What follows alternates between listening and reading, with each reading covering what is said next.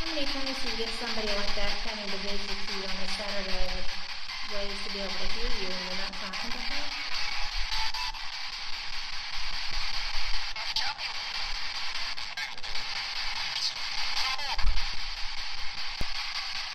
How many times do you get somebody like that coming to visit you on a Saturday with ways to be able to hear you and you're not talking to her?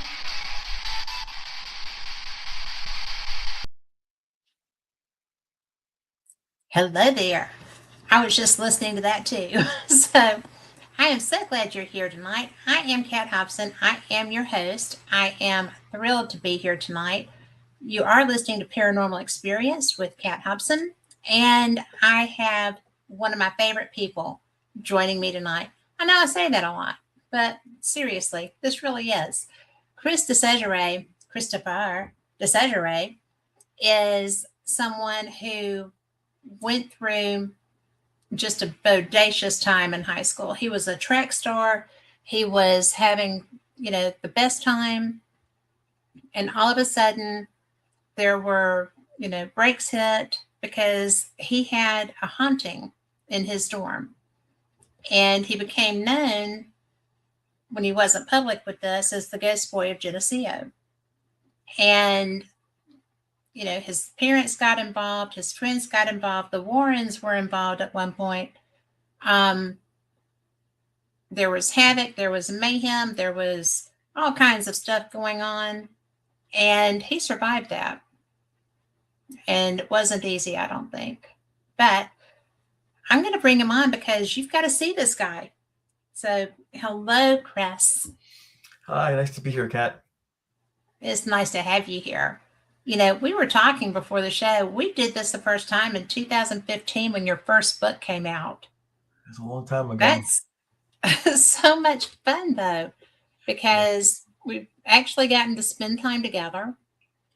And have you eaten sushi since then? I've eaten sushi once in my life, and that was with you and our friend Michael Lewis back when I came through going down to Florida.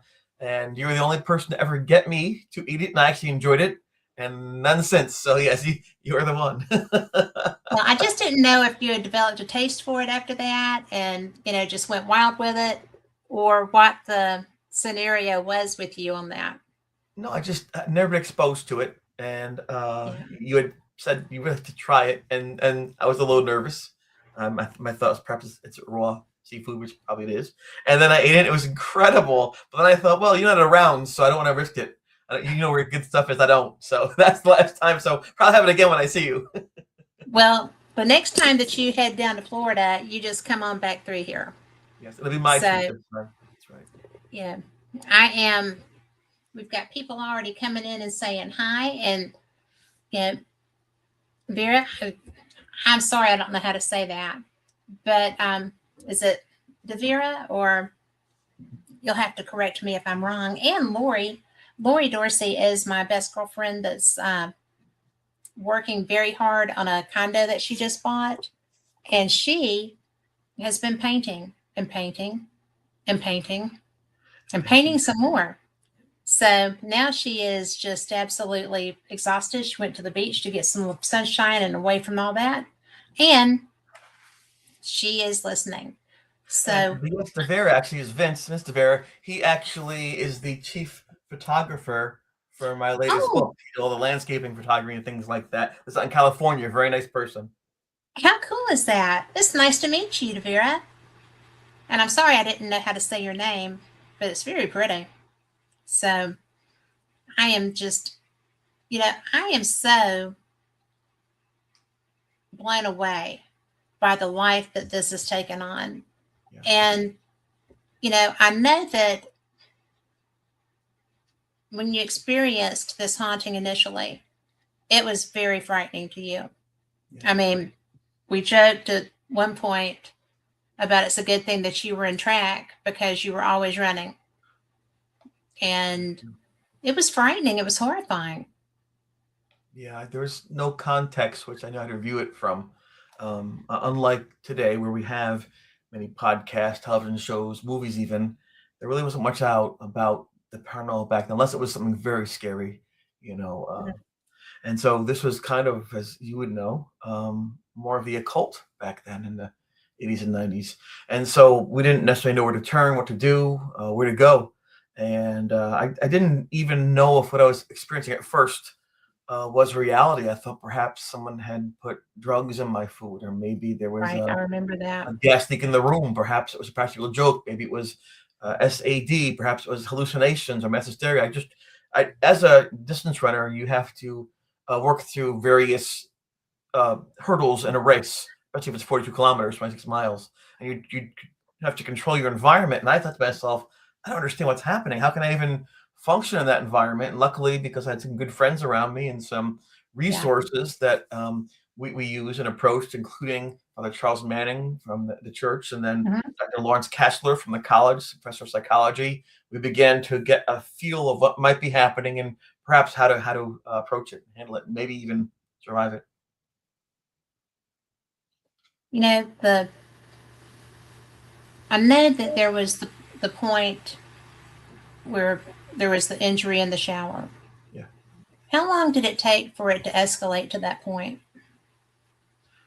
About a month. Well, I'm estimating, as in most things, you don't know what's happening till it happens. There might have been things occurring of this nature before I actually realized what was going on. But the first thing I recall specifically that I could say this is paranormal was what they call now a disembodied voice. And that was on Mhm. February the 11th of 1985. And the shower attack was almost actually 30 days to the day, March 11th, a month after everything began. That was followed immediately after the blessing. The priest had come to Yes. bless the room, and it seemed to have worked. There were no more shadows, no more whispering voices, no more cold breezes, no more flashing clocks. But it seemed as though the spirit was upset at being pushed out, and it then began to go to my friends' rooms and where they lived and attack them. And that brought me to him because they'd say, "Chris, help me." And so I really couldn't escape from its presence. Yeah. You know, when it first started,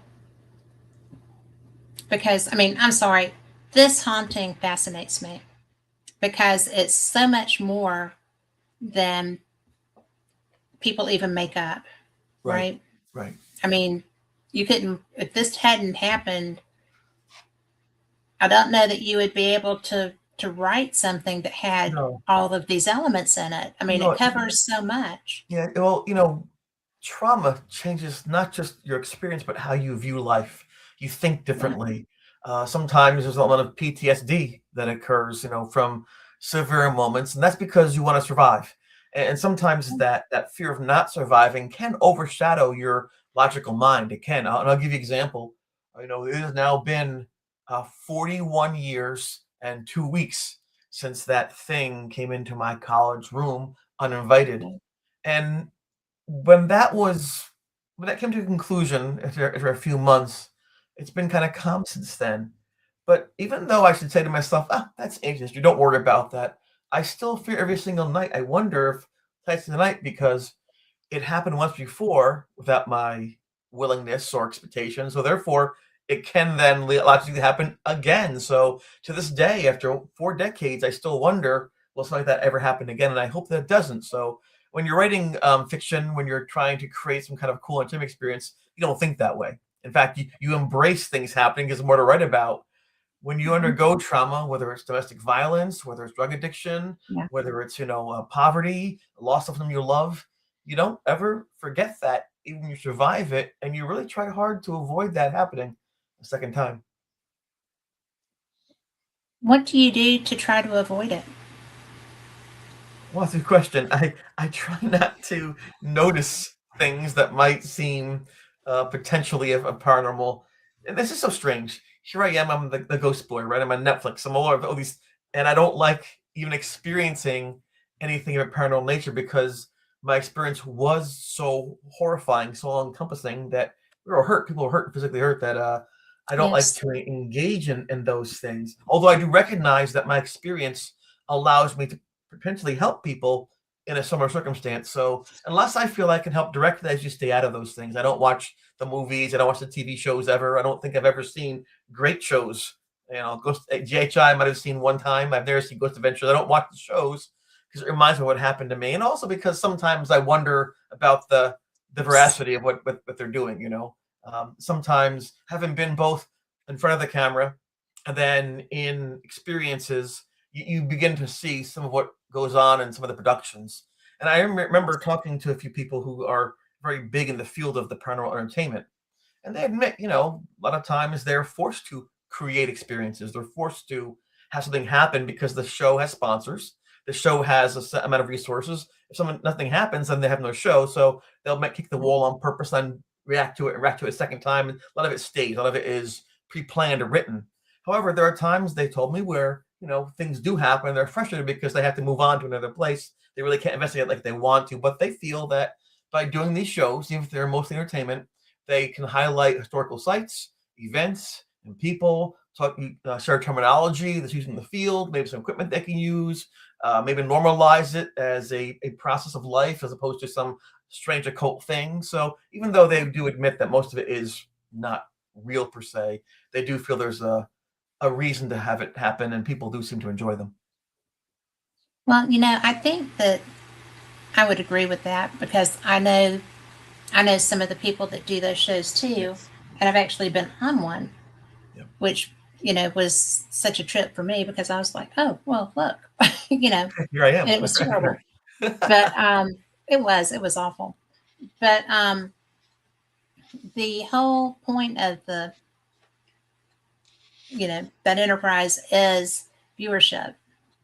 Viewership sells ads. Yes. Ads sell soap. You got to have soap. But that's why they called them soap operas. Did you know that? I believe that. But, that makes sense to me. So, when you were going through that, there was nothing funny about that to you. No. And I mean, at all. And you mentioned, Kat, the shower attack. I just real quick, I want to share that, if you don't mind, with your listeners. No, I don't mind a bit. We got 2 hours. You say what you want. Got it. Cool. So I didn't know that could happen. I had the first month I'd experienced the thing looking at me very close to my face. That was startling. I recognized that these things could drain energy from locations, so that my clocks would flash, get very cold feeling in the room. You might yourself lose some body heat. I recognized that. I knew that they could, by that point in time, state things, whisper things. There was an aspect of communication that was possible. I had no pre-concept of an attack, something that was brutal, where it would actually pierce your skin and threaten your life. So I think that when it first happened, the attack, I was probably in shock. This happened right after the priest had blessed the room. The following day, I ran a mile race. We had a collegiate Olympic ceremony there. I ran the mile, and I was worried about winning it because I hadn't been running well, and I surprisingly I won it. And then I went for a nice, easy 9-mile cool down through the fields and roads of Geneseo.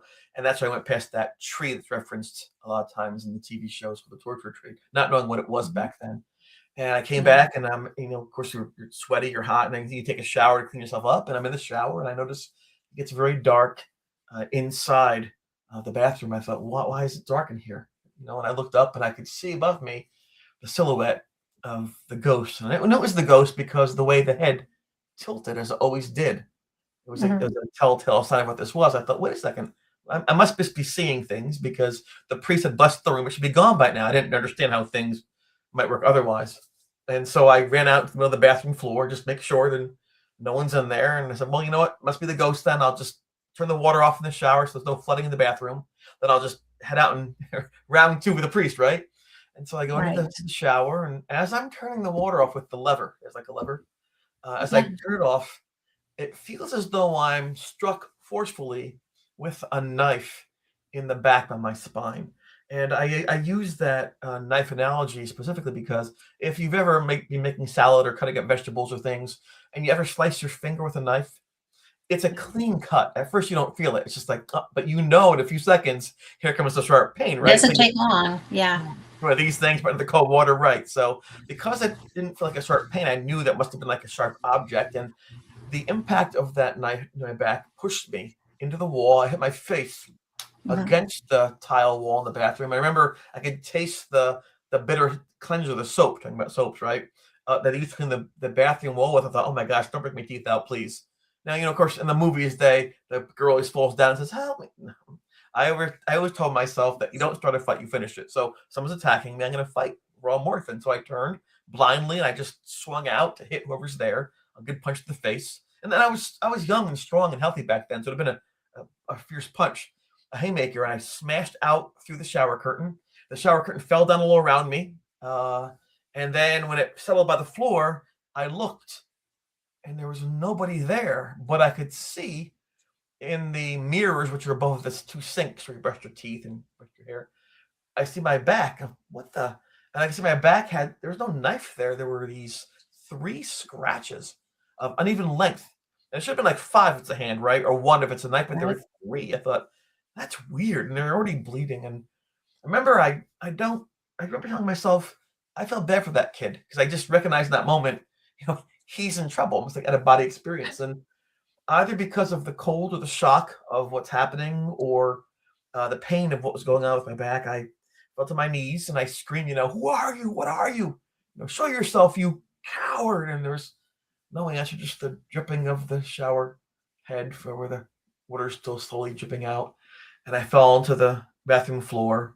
If you think about it, it's disgusting. It's a dirty, wet Yeah. boy's bathroom floor. It's probably the worst place you ever fall, but Not where I would want to lay down. But yeah. no, but I didn't care. I had to collapse. Well, at that point, you have to get some I had to respite. study myself, right? And Yeah. I said to myself, this is bad. I think I'm dying. And my mother had given up everything to have me. She was going to college and had a bright future. And, when a woman went to college back in the 60s, it was very unusual. It was a nice opportunity. And to have me, she gave all it up. And I thought, this is horrible. Here I am. I'm a teenager. She did everything to have me and raise me. I'm going to die on the floor at 18 in college where she should have been. And I thought it was a horrible fate for her. So I told myself, don't make a face. Just calm your expression down so that when she sees you in the casket, she won't be alarmed. She'll feel that you had some sort of peace if you just, see you rather than being horrified even further by expression of horror on my face. So I just kind of calmed my face down and my eyes caught hold of one thing. There was a droplet, a small bead of water, pear-shaped, on my wrist from when I was in the shower. And in that shimmering bead, I could see the room was upside down. And I thought, whoa, that's cool. It's science because water refracts, it deflects, Yeah. changes light. That's cool. And then it dropped So you were down. thinking well.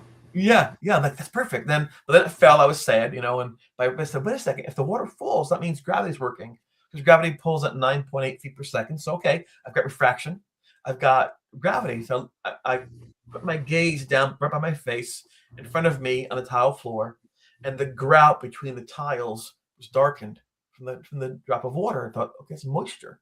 So I knew in that very strange moment, very quiet, strange, meaningless moment, I realized that I'm not going crazy, that these things are actually happening and science works.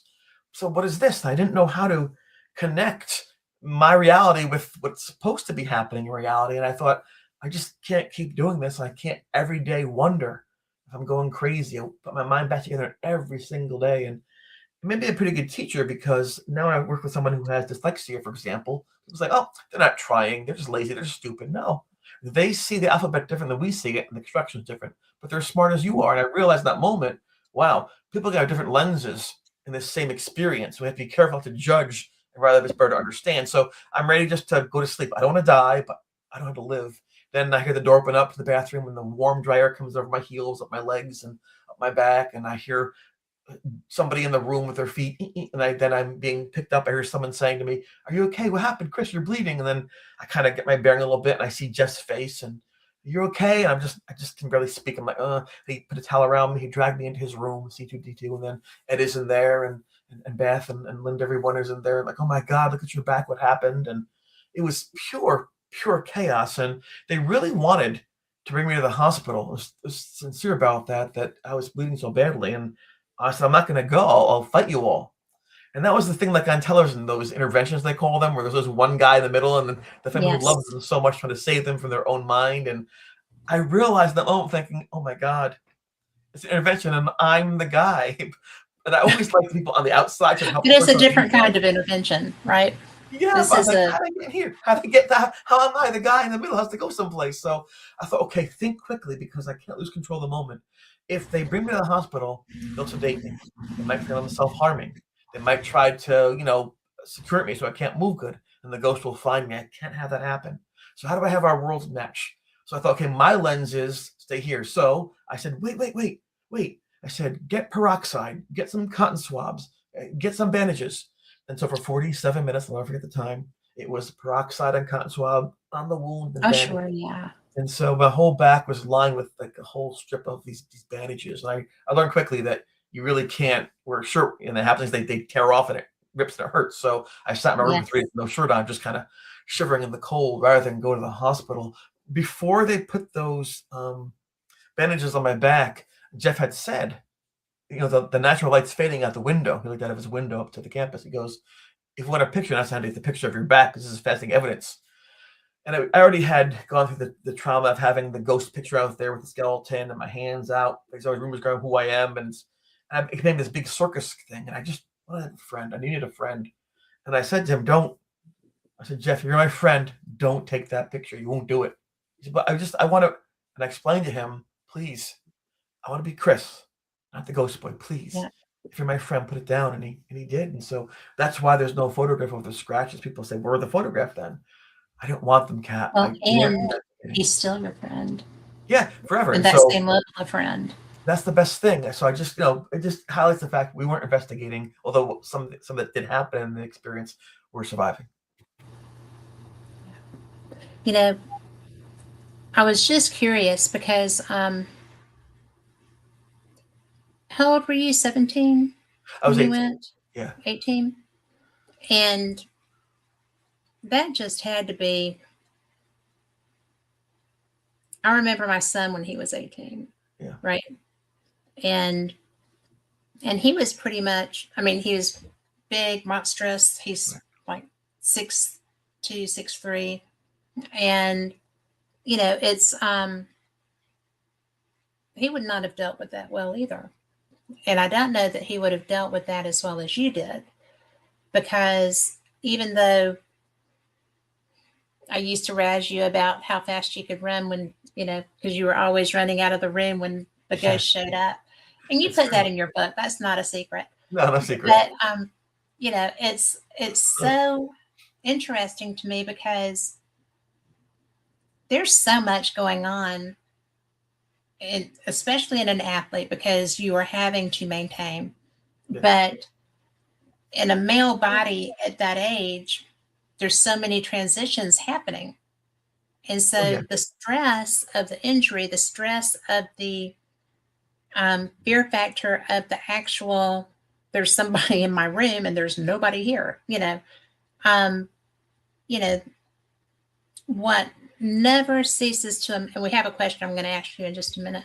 Sure. But what never fails to amaze me is that y'all from the get-go, from the moment that y'all recognized what was happening to you, and it was focused on you. Yes. Just you, for the most part. Singularly, until the blessing, yes. Yeah, but that to me, when we first spoke, and I'm like, how was that just you? Because you had a roommate. Yep. You had friends on the floor. You had male and female. It was a co-ed area. Yes. And you were the one that it wanted, whether it was just to talk to you or to, it was definitely getting your attention. And I don't even know what that, I do know because you've told me, so, I do understand how that felt to be singled out by a ghost and by a spirit that was in pain from all of the people there. How you were the one that was going to make them better. I didn't want people to find anything out. I didn't know how to deal with myself. So before, the whole dirty laundry phrase, dirty laundry. I didn't know how to handle it. So until I did, I wanted to keep it a secret. So I told Paul, my roommate, the second day of the haunting, not the first day. I didn't want to in any way influence him. I didn't know what the cause was. And when he, though, saw the thing by the loft with the head rising up, and I see it.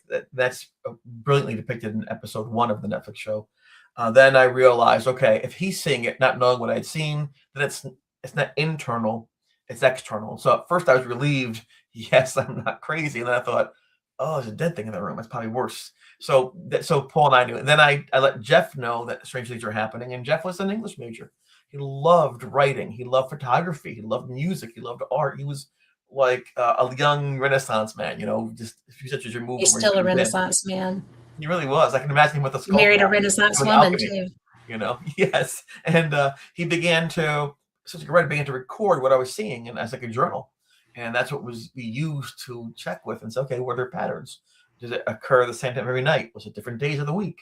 Did the weather impact things? We ate. We're trying to look for variables that would help us understand and maybe even control what was going on. In my suite, there was myself and Paul and Craig was there for a while, and Ed and Jeff and Brian and Luke, lots of us. And then there were 4 quads. So about 30 people at all times running through. I didn't want people to find that out. I wanted to have a normal life. I wanted to be Chris, who's the runner, Chris, who was happy, go lucky, and just likes being around people, not some kind of gargoyle that, is dealing with these strange voices. And so my primary focus wasn't thinking about why I'm being targeted. It was, how do I make it stop? And then once I make it stop, I won't care who's targeted. It won't happen anymore. I'll just end the whole process. I think it's because of being in a cross-country team. It's always about the team effort. So I was fortunate. I didn't always dwell upon, woe was me, woe was me. It wasn't until the shower attack when I was, smashed to the ground bleeding that I thought, wow, this sucks. I don't want to hear this thing ever again. And that's the fact. But unfortunately, and this is just normal human behavior, when you get a photograph that's something amazing, you want to share it. And if someone says to you, Kat, guess what? Guess she's pregnant. It's not exciting. Don't tell you, but I won't. Be is so happy to say, guess what? Don't say anything, but this person's pregnant. Yeah, you know what I mean, like that, or they're getting married. It's human nature to just kind of share telegraph. Yeah, telephone. Right. So I wasn't surprised that once Jeff showed the picture of this ghost skeleton picture, that he would start to span to the campus. That's what became known as the Ghost Boy. And it's one of those things. I hated it because it wasn't me, but over the years I've grown accustomed to it because people understand me through that label. Well, and, I really think that the fact that you wrote the book, the first time I read it, I was really filled with empathy, but that's what I do. And I feel people's experiences. Right. And when I was reading that, I was like, oh, this is, and especially when, and I know we'll get to it when your dad came. Yeah. What a blessing to have that dad, but I am just so fascinated. Now, when we were talking about the shows, okay, and we both know that ghosts do not work on a schedule. They do not. And they don't hear what it's their own schedule, apparently. Huh? It's their own schedule, not ours. Right. So they don't they don't care how much money you've got tied up in the lighting for this shot and blah blah blah. But although they have gotten much better at shooting on the run now than they were initially when the show started. Yes. But the equipment's better. But when you were talking about, sometimes there is a need to get something and go on. And Jan in chat wanted to know, does that frustrate you, being someone who has experienced a real thing and you would like to see the real, nothing but real stuff? How does that make you feel? I think I'm split on that. I think in an ideal world, which we're just not going to have right now, everything that was filmed would be authentic. I think that'd be a great service to everyone. However, we don't live in that ideal world, and sometimes you have to compromise to get things done how Congress should work. And so I recognize, even though about 40% what people see on TV is scripted or not real per se. A lot of it is real, and people who do these shows Yes. do believe in what they're doing, and they really try hard to present evidence as best they can, given the circumstances of trying to film and whatnot. The Netflix show is in production for over 4 years. It took 4 years for them to create that hour and 40 minutes that people will Yeah. now see. So it's a lot of work, a lot of hands, and even our experience. It's a funny story. Getting to answer Jan's question, kind of around about fashion. I was first contacted about perhaps doing this docu series for Netflix over 4 years ago. There's an email from a company, All Three Media, Raw Studios in London, UK, and I thought this is a scam, so I delete, put in trash bin. Then I get a second one, and I think, boy, they're persistent. I'll tell you that. So I just trash. So They're then efficient scammers, right? yes, I was at an event, and I happened to see John Zaffis, the Haunted Collector. I've known him for a number of years. He's always been very kind to me. I said, you know what? He'll know. So I approached John. I said, John, these people. He goes, oh, they're great. That's a big company. They did race for the White House and Vatican Girl and Gold Rush. They're good. I'm like, oh. So I had to go back in my trash bin and find the deleted items. You had And trashed them? yeah, I trashed them. I thought, Oh, you're funny. like they were still there, and they said, "Oh, thank you for reaching. We didn't know how to get a hold of you. We're getting nervous, but." And what happened was Netflix, James Wan, we didn't know the name at the time. He did like The Conjuring and Aquaman things. He felt that the horror movies and the horrors I was getting just too silly. People would laugh at the movies like Terrifier 62, things like that. People just laugh, and he said he felt there's actually real experiences that are sincere that affect people's lives. And rather than just have people run over with the cameras and see nothing, or having people cut in 9 pieces by some creature, he wanted to have it where we can actually have a docu-series where it tries to recreate an actual experience that they know that something happened.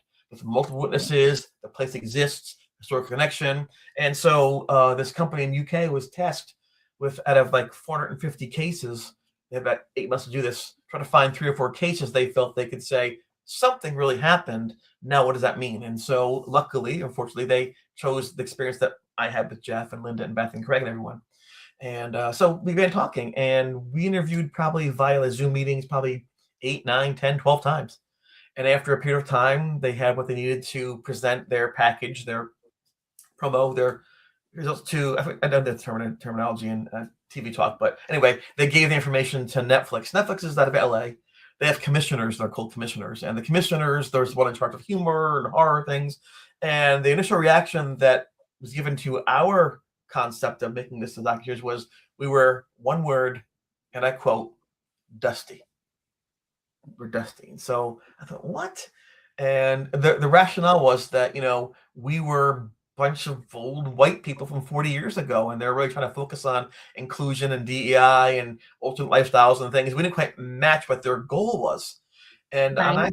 I said to the folks, they believe this, once they hear what we went through, once they see who we are, how we react, they'll like it. And sure enough, once they actually got some of the footage shared with them beyond concept, they thought, this is incredible, this is great. The friendships, the experience, and so I was very thankful that in my own silly way, I was able to break through another lens, which might have been exclusionary for whatever reason, and I was very proud of that, because You at should least be. for me, I don't want anyone being judged by how they look or how they speak or where they came from. I think that content of your character, like MLK said, is the key, and we were successful in that. So anyway, so that's what happened. But even in the process, I must have spent 85 hours with them sharing my experience. It still all goes to Hollywood. It all goes to scriptwriters.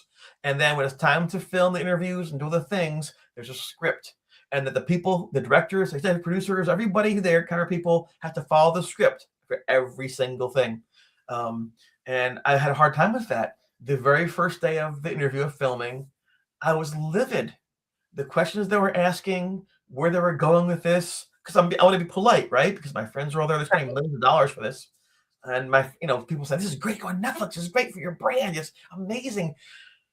And I said, yeah, but I went back to the hotel that night thinking, this sucks. That's not who we are. It's not who I am. This is not right. I can't do this anymore. And so next day they picked me up in the car and they brought me to the studio. And I said, listen, I'm not happy.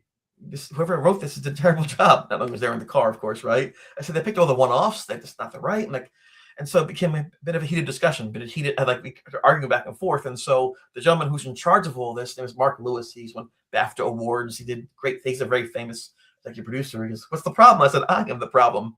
And so, so let's talk about stuff. I'm not doing it in public. Let's go in a private room and discuss these things, not in front of the camera, people, and the gaffer and light person. So, we went to a quiet place and I discussed what my things were.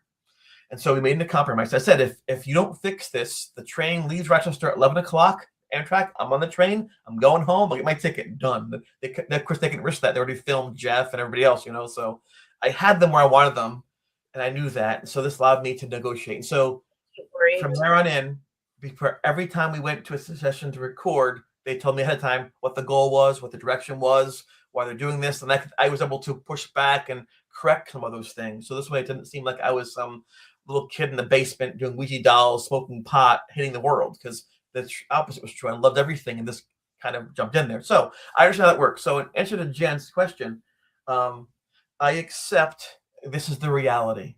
And I can tell you that I think for the most part, those shows do a positive service, as I mentioned before, in that they help to inform, to entertain, to expand people's vocabulary and horizons. They call attention to historic sites that otherwise fall into ruin. They allow friendships to build around common understandings and events. So although I take a grain of salt in recommending certain shows, a lot of people on the shows I do like a lot. They're good people, and I'm okay with them doing what they do because in the end, it's a free country. Fair enough? That is fair enough. And, it's really funny because I like some of the people that get laughed at. Yes. And I know better about some of the people that don't get laughed at. So, Yeah. And you do too. And it's so interesting to me. Boy, it's dark in here apparently. But I didn't realize that. But I have investigated, now I've investigated in a lot of places around the world, but it's so interesting to me that the people that do investigating, real investigators that are out in buildings and, going through trying to find where that castle was hiding behind that hill, whatever, and, they seem to be working as individuals with the same goals. Yes. You want to, because you've experienced it, you don't go seeking it. I've experienced it. I do seek it on occasion because I want to be able to document and understand what happened, what it was that I experienced, why I experienced that. And, it's really funny because the show I was on, I was terrible on that show, but, and that's okay because it's not what I do for a living, but it was so funny because, I pissed off some ghosts in a jail. Okay. And I was obnoxious. But they had been obnoxious first. And so you're standing your ground. I did.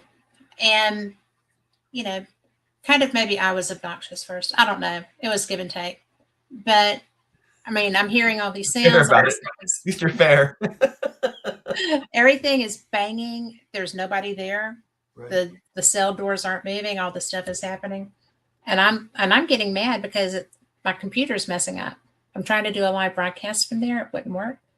So it turned into a big thing. And when they were interested in the jail, the person that owned it said, she had this happen. Why don't you talk to her? And it was funny because this was a show that I thought was Hokum. Right? Because of who was in it. It wasn't Zach. Everybody thinks Zach is full of hokum, but that's not who it was. And they weren't. The producers were amazing. They investigated too, as they were filming. They were part of it. And I've not seen that before. And one of the principals there was sitting in a chair and got poked, was sitting upstairs And I don't know if that's the first time he had ever actually been touched, but he reacted, and it was really obvious that he was tripped out a little Yeah. bit. So, it's fun when you can see that happening in like the real time kind of thing. Yes. Well, But that's not unusual, Kat. That's not unusual because if you think about it, the producers, directors, camera people, they're all focusing on what you're saying and what the place is known for, correct? So they're looking for ways to expand on that or to show that or to create that moment. So yes, that moment they're actually open to these things. They're listening for sounds they could use. All of a sudden, like they become aware for the first time. Wait, I heard a voice. So even though they're non-believers and they're the crew and not the talent, they sound to become very invested in it initially because they wanted to make a good product for their career, but then they realize, wait a second, this is actually pretty cool. it's happening. Yes. Yes. And that moment of realization, because when the person got touched and knew that they were the only person there, and they weren't doing Estes or anything, I don't think. They were just up there talking. But that butt scooted right out of that seat because it got poked in the behind, scooted right out of that seat and was gone. And I was like, oh, well, there you go. It really is real. But, I think that what you did with your experience, and we're going to get back to some of the other stuff in your experience, if you don't mind, in a second. But I think that what you did through how you shared that, and the way that you and all of your friends that worked with you to do this have had a lot of support through this, through people that love you. And it's really been cool because documenting, and not just the pictures, the notes, everything. And Yes. when you went to your priest and when you went to, I do want to talk about the Warrens, but and we will, but it's just so interesting to me how you got, because I didn't want to keep talking about other things. So, it was so cool to me how the documentation, which is what sold you this project, but the documentation from the get-go, he was into this, I mean, it was so crazy. Yeah. Because what 18-year-old is going to think of that? I think each of us has our own unique skill set, right? It's one of the things that I kind of like about being human. There are things I don't like about being human, but there's some things that are especially wonderful, which is like the uniqueness and creativity that we have. We can expand people's minds and experiences. And so, growing up, I was very lucky, as you mentioned prior, to have two parents who loved their children, who looked out for their children and tried to raise them to be both successful and, as importantly, kind. Yes. And so in doing that, and sometimes we're upset by being so sheltered, My friends go to these giant drug parties, we're home watching the car, But in the end, it was a great choice they made for us because we didn't know any better. And the running helped me to stay out of trouble as well because those was like track meets and college, and running places and big events. So it was great. But when I left my home, I left my base.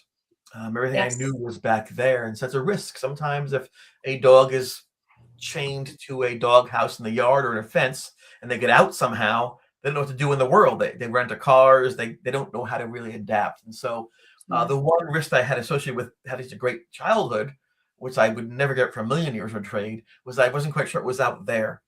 And fortunately for me, when I got to Erie Hall, not only was Paul there, who was my roommate, who was a very regimented, very clean, very focused individual, and funny too.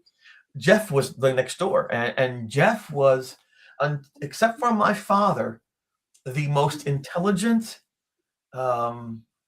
creative, thoughtful, kind, giving person I'd ever met. And When I say he opened my mind, I'm not kidding you. He introduced me to the European pop invasion with Eurythmics and Peter Gabriel and David Bowie. Like music was crazy, and he had me listen to the old classics like by Bach and Chopin. He talks about pointillism and impressionism, and well, he's just an incredible person. But the most amazing thing about Jeff was that he could find joy in someone else's accomplishments. It wasn't a contest. Some guys are like, well, you have 4 and I have 5. Some guys are always competing every step of the way. And sometimes when you're an Yes. athlete, you have to compete, Yeah. right? Not him. He could honestly enjoy your accomplishments. And so how that happened, that's fascinating. And I thought, that's a good human being right there. So I kind of hitched my friendship to him in that moment, thinking, and for him, he was rather reserved, he was more of a watcher than a doer. He would like his camera wherever he went. He had his notebook, his journal. He couldn't believe it around the house naked at the time. Like, ooh, I was streaking to the college. That's crazy. How do you do, like that? So we're kind of yin and yang, and it worked out very well.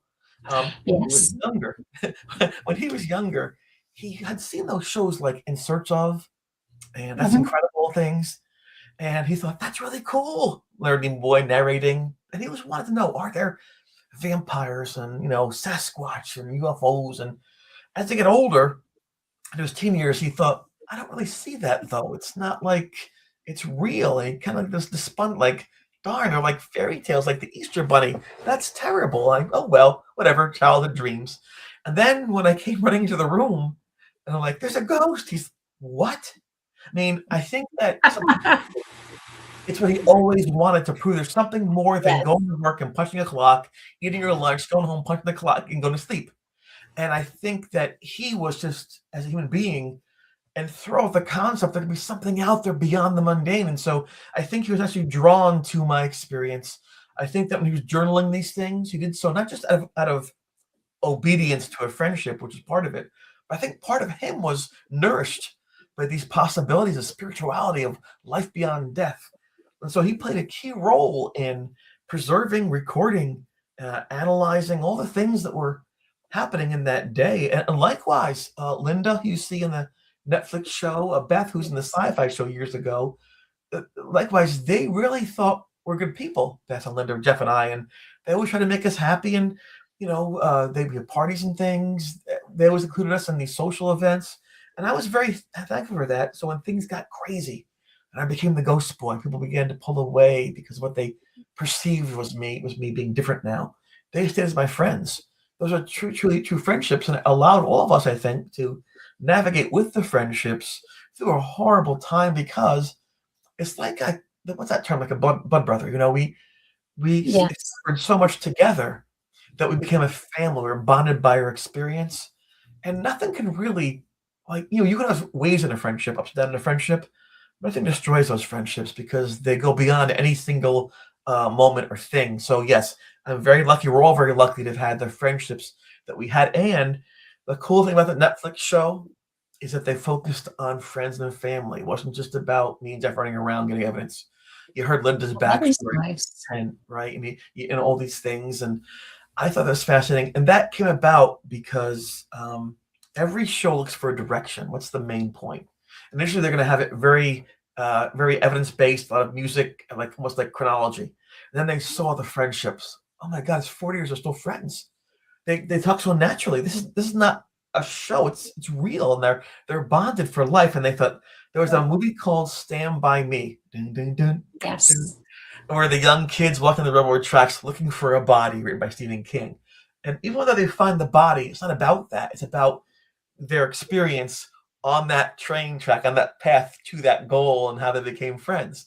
And so kudos to Mark Lewis and to Simon Mills and Kelly Nobe and Wilson McLean, to Mark Atria, to those people who helped navigate that production towards the friendships. Because at the end of the day, as they say nowadays, Kat, you could debate evidence until the cows come home if you still have any cows in the yard.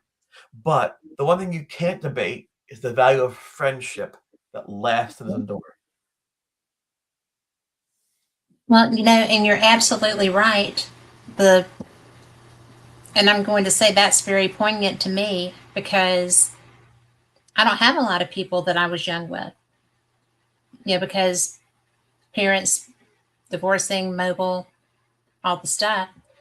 And the most important one from that period died recently. I'm sorry to hear that. And so that was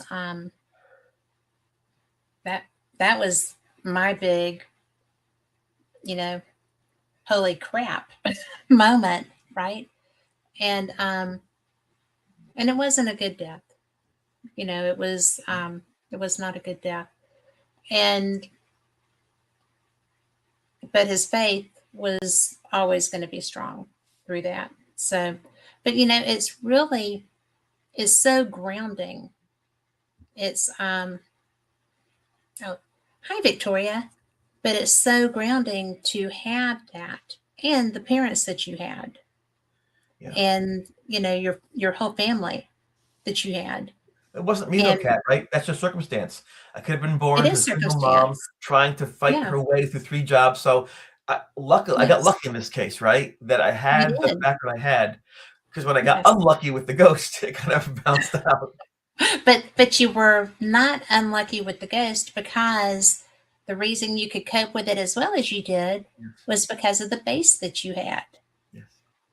And that included family, that included friends, that included, the fact that you were really fast, you could run away. But the fact that there were so many people vested in caring for and loving you, that I'm sure that offered a degree of protection, even though you didn't feel like it did at the time. Well, I can't understand it, but I'm grateful for it.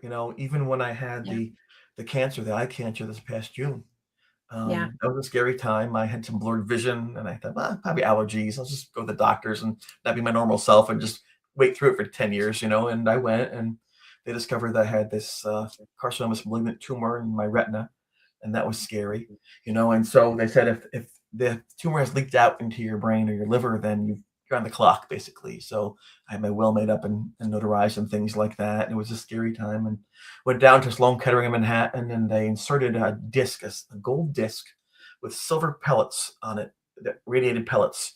And they pulled my eye out of the way, and they put it back in there, and they put the eye back on top of it. Gross stuff. And then they burned out with this radiation, this focused radiation, the lesion from my retina. I was quarantined. I couldn't be around anybody for more than 15 minutes. I remember to ask the doctor, I'm like, so if no one could be near me because they'll die because of the radiation, but it's in my body. Question, is that good? And she said, well, she laughed. To have radioactive iodine because of the thyroid. I know exactly that. Right, like, hello. So she goes, no, it's focused out of your eye. That's why it comes out. I'm like, okay, I'll take your word for that. But when I was in there, I was quarantined, just like in The Haunting. During The Haunting, because I was afraid of people getting hurt by things, because of my back scratches, I'd be in that room for days at a time by myself, watching the world go on around me, and people playing Frisbee and playing their boom boxes. Let's hear it for the book. And I thought, this is horrible. But it prepared me later on for this moment again, where once again, I'm apart from the world, looking at the lights outside the window. I see Manhattan and the Chrysler Building and Citi Field. It's beautiful, but here I am, like, dying inside alone, And people said prayers for me. Hundreds of people reached out and said, we love you. We got your back. You're a good person. I couldn't believe it, Kat. It was so, and I could feel the warmth. It sounds so silly. The warmth of the prayers and the kindness and the energy. And it really got me through. So I thought, even if I'm going now, when my time has come, at least I know I was loved, whether I deserved it or not. And it felt so, so good. And that really taught me, try to appreciate every single day you have. And, unless you choose not to be, someone will always love you. And so I think that, again, from the base I had as a child to my friends in college, to even now, people somehow find value in this silly guy, I'm very grateful. You've got a lot of value, my friend. I mean, seriously. One of the things that we have another question, but one of the things that I've always liked about you is the fact that when you put out your book, when you were talking about, starting to speak about it once, and when we got to meet and got to know each other, Yeah. you never went down the woe is me path. Ever. You didn't do it with your eye. No.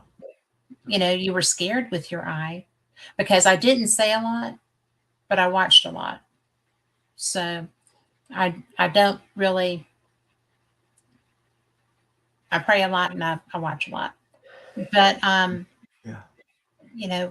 One of the things that I'm grateful for is that you're so blessed. You're so blessed with love. You're so blessed with courage. You're so blessed with an ability to survive and a will to survive. Absolutely. Absolutely.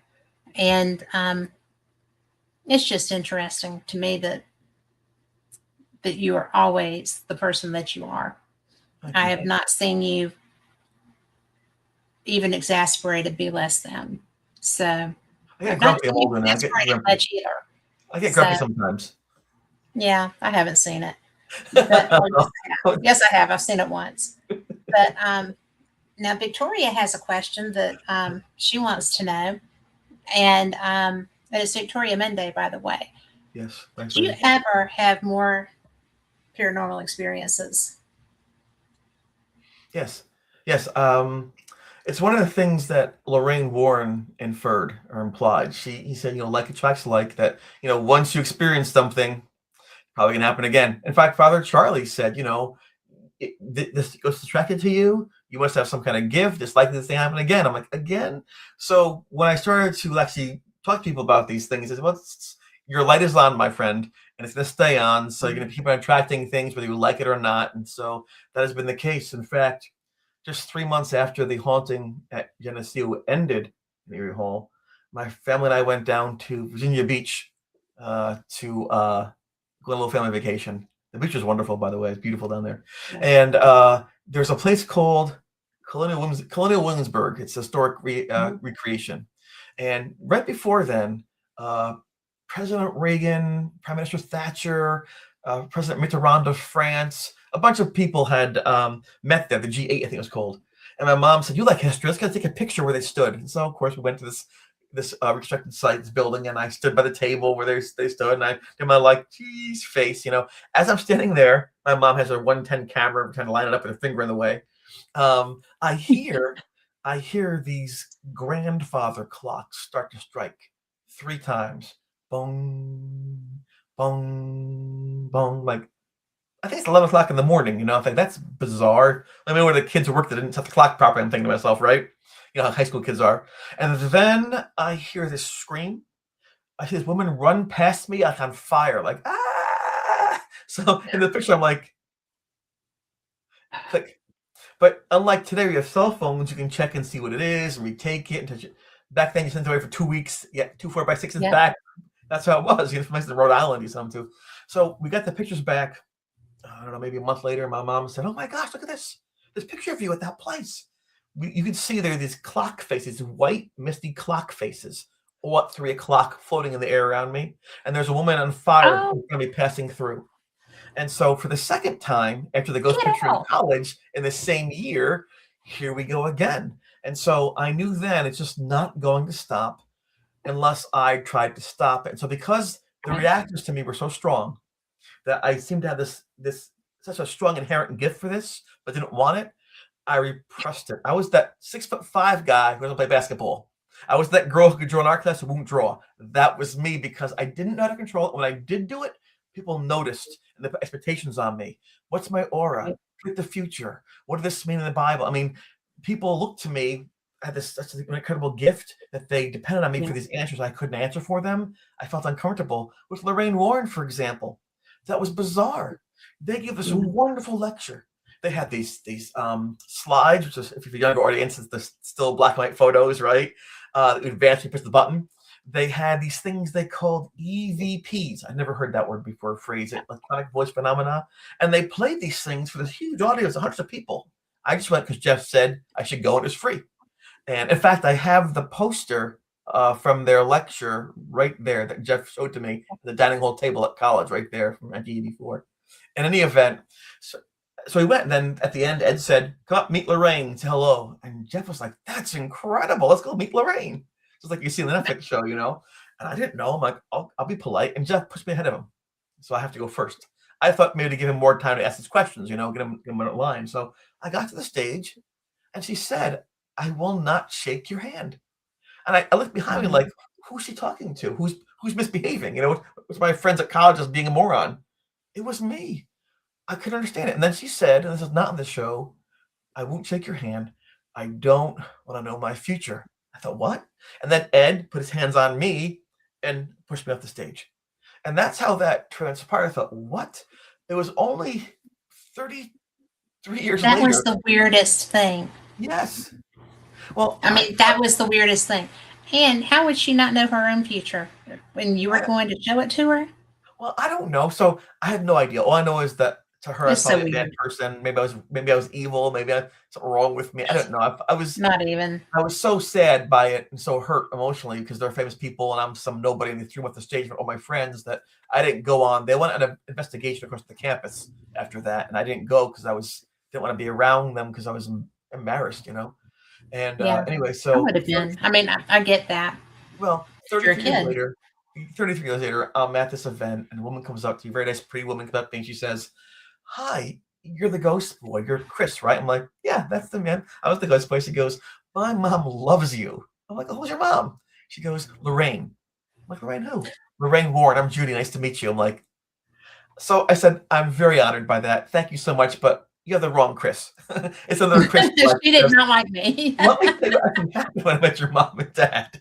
And she laughed. She goes, "I know about that." So here's the backstory. And sometimes, you know, even we're smart, we're educated, we try to be observant. We don't always know everything. One of the reasons Yeah. relationships fail, things like that, which makes our own feels. So Judy didn't like scary stuff, much like me. And her parents were constantly going from college to college to college, touring and showing the evidence. So Judy would go along with them and she'd wait in the car and she'd do like crossword puzzles and word searches, things like that, you know. Well, on this one occasion at Geneseo, her mom came back and said, "Oh my gosh, there's this young boy there with the blonde hair. His aura was like outrageous. His aura was so vibrant." She used the word vibrant. I couldn't say anything. I'm trying to read people, the audience, I'm trying to get there, you know, trying to glean things. He totally blocked me. I thought maybe he'd be my future. I don't want that to happen on stage right there. So we had to push him off. He was fascinating. So That's so cool. what I took as a horrible insight and an embarrassing, you know, thing, actually, if I stayed around longer, if I had pursued it, I would have found out it was actually that she was so overwhelmed by who or what I might have been. It was actually a compliment, right? But who knew? I had a chance to meet her a few years after that. I declined. At the time, she had advanced Alzheimer's. She wasn't in dementia. She wasn't always coherent. I didn't want to go and see her a second time and scare her again, you know. So I Right. figured, out of respect, this was very nice of me, if I have to say for myself. I really wanted to say hello, meet her, and say, but I declined to meet her formally because I don't want to be a burden to her. And so I think looking back, people say, "What's wrong with you?" I think it's the right choice. I really do. I think you did too. And another aspect that makes that even kinder is that if she reacted to your energy that way when she did not have full-blown Alzheimer's, then What would happen? having it would Yeah. have been much worse. I was aware of that, and thanks to her daughter Judy for allowing me the opportunity, for making the outreach, to tell me what actually happened. I Yeah. know that the Warrens, who were trailblazers unconditionally, have mixed reviews. People have yes or no, they're pro or anti. It's almost like politics. Yeah. But I can tell you that my relationship with them, in terms of how it affected me during the haunting, following their advice, was very good. My relationship with their son-in-law and with their daughter has been very positive, and I benefited greatly from my experience with them. So that is my own personal experience and lens by which I view it, you know. And for me, I can now tell my grandkids someday. I actually I knew them. It would be cool. So Yeah. Well, I always, because I know a lot of people that knew them, and I do not know Tony and Judy, but I think that from what I know, um, I would like them. He's kind of gruff from what I understand. Well, But he's very direct, yes, and I I don't have think a problem with direct. you would like meeting them, regardless of politics, policy, or ownership of the museum. And you would like them because, as you said, they're very direct. But you'd like them also, I believe, because they use the same terminology, they have the same viewpoints, and do the same things that Ed Rain Warren did. So they're like a link, a physical connection to, what the Warrens were. And if you have if Okay. you value what they were, you appreciate that. If someone's the mindset, well, I don't know, I think they made things up and this and that, then if, you probably wouldn't like being near them because they would be perpetrating the same con. But I find them to be very sincere. In fact, I mean, even a kind, smart person like myself with them can be wrong. We all make mistakes. And I think when the spotlight's on you, mistakes are easier to make and they're magnified. One of the reasons I was very scared to go on Absolutely. Netflix is because they can make you say things by editing, make you an absolute fool to 5 million people. And I can't correct that ever again, which is one of the reasons I had that visceral reaction to things not being correct. But I can tell you that Lorraine, when she spoke to you, she didn't make things up. She believed, whether right or wrong, what she was saying was true, and it made for an authentic, meaningful experience. I will never forget that. I knew when you spoke to her, that's what she was telling you. That was her viewpoint, and she stuck with it. And so I appreciate that. I like people like that too. Kind of, I mean, people get offended sometimes because I'm pretty direct. And I really try to live by if you can't say something nice, don't say something at all. Right. But sometimes you have to. You're put in a position where you're not going to be able to walk away from that. I understand that, yes. As a parent, I And understand that. Yes, as a professional, I do too. yes. So I am, and I'm not, I mean, I'm not quiet and shy. No. You're kind of sometimes shy, Yes. but not for long. But I've never been accused of being a shrinking violet. So it's just one of those things. It's just fun though. I love people. I love to You talk live to life, people about Kat. You live paranormal. life. I love UFOs, You live you life.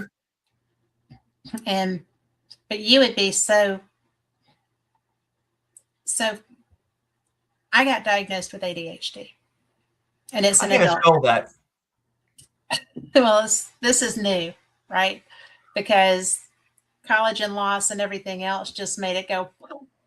Right. So I have been, because I was always aware of what's around me and stuff.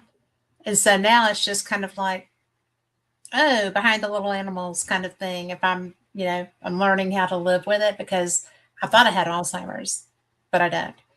But I thought I did. And I was just like, so I got tested, no markers for Alzheimer's, but everything for ADHD. And the guy said that I probably had it my entire life and just, old woman things kind of kicked it into gear. Right. But I have found that as I learn how to maneuver around that, and poor Carl gets, the brunt of most of it, him and my husband. But it's interesting and it's kind of enhancing, a lot about me, gifts and, experiences and whatnot. I try not to focus on that right now because it's very enhanced. Right. But it's so wild. I cannot imagine what Lorraine went through with Alzheimer's, with her talents. I agree. Yeah, that is something that frightens me as well because during the haunting, there were times when I couldn't quite tell if I were awake or asleep, if I was seeing or wasn't seeing. There's that one sequence where I'm pulled to the wall in episode 2, that speaks to that, and it's very scary when you're not quite sure if what you're perceiving is the reality that other people have. It's hard to function in that, and it leads to criticism and even dangerous scenarios. What if I think I'm awake but I'm sleeping, or vice versa? You know what I mean? And so I think that Alzheimer's people, it's never a good thing for anyone, and I think it's particularly challenging when someone has abilities or gifts where they're very sensitive or empathic, because that has more stimulus to sort through without the proper lens.